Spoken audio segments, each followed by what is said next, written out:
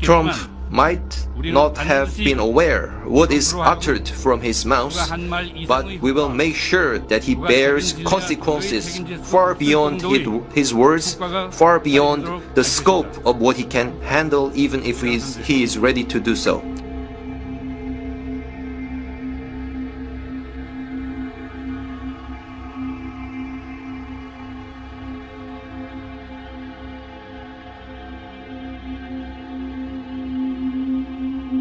Yeah, this amid more saber rattling from the U.S. We're just seeing this in the last half hour. U.S. Air Force B-1 bombers out of Guam, as well as fighter jets out of Okinawa, Japan, flying over international waters. But what is significant, to the east of North Korea, that is to the north of the DMZ. It's the furthest they've flown north in many years. And also, I think kind of significant, it's in the same area where North Korea launched that missile test last week. So a lot of tension on both sides of the DMZ right now. Back to you, Jillian. That's Greg Palcott joining us live from Seoul. Stay safe, Greg.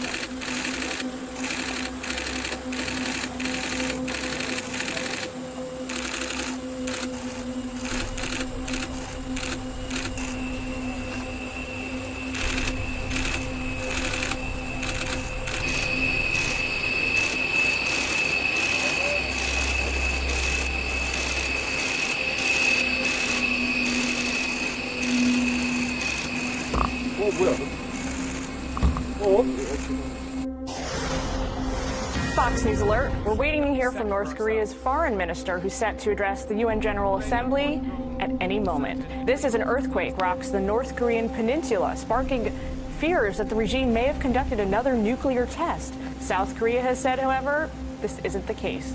Reporter Greg Palcott is live, joining us from Seoul, South Korea, with the latest on this. Good afternoon, Greg. What can you tell us is going on there?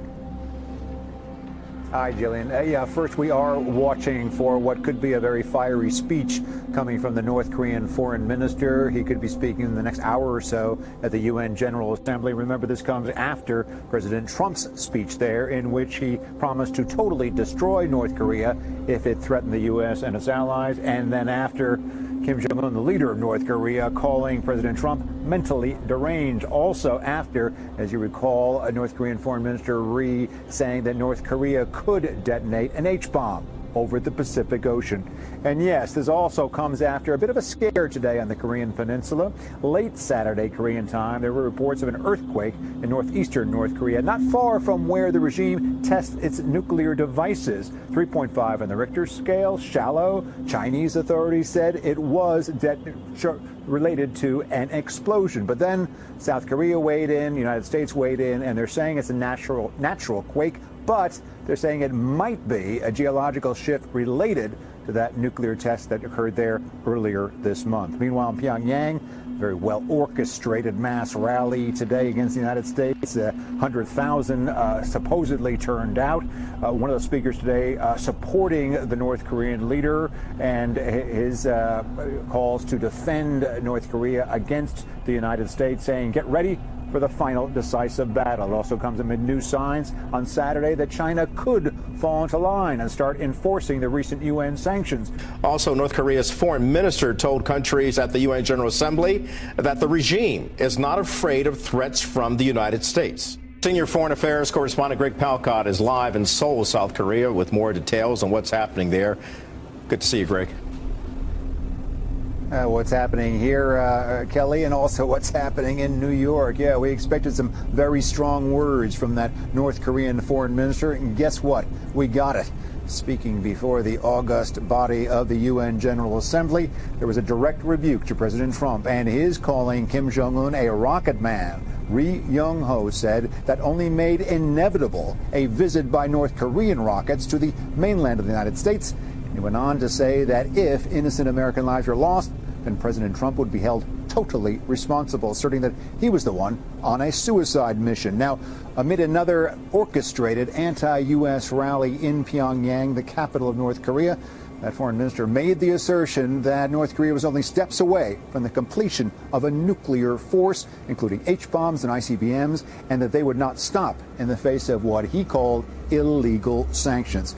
All this comes amid more saber-rattling by the United States. B-1 bombers, U.S. jet fighters flew to the east of North Korea, while to the north of the DMZ, and, crucially, in the general area, the path of that North Korean missile launch last week.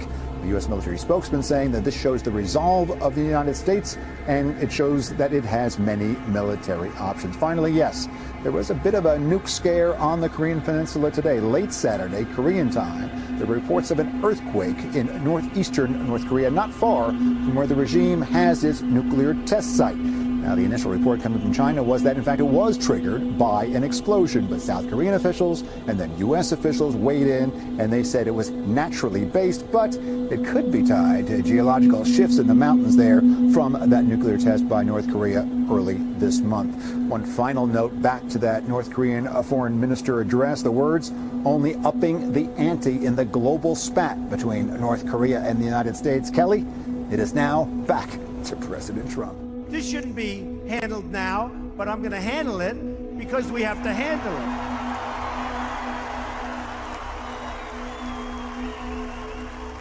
it. Little Rocket Man, we're going to do it because we really have no choice.